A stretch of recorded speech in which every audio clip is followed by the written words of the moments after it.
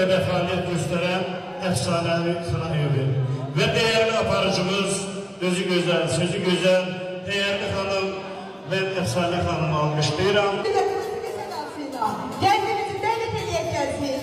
Aynı başarıda.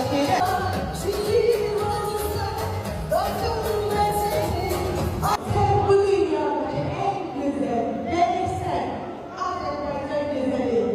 Olması kızarası, gelsin ya olması. Koyun gözüne, omuz dolası. O da yalandır, pembelikler. Kim değil ayrıca insandır adam.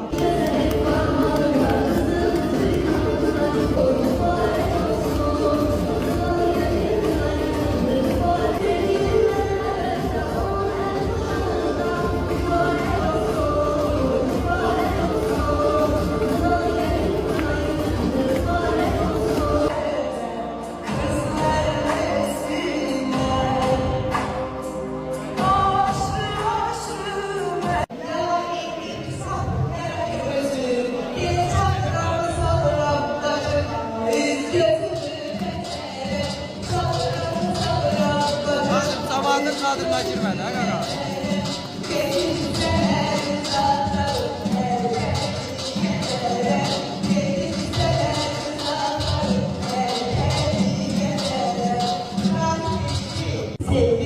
Ha ver dana. Hadi.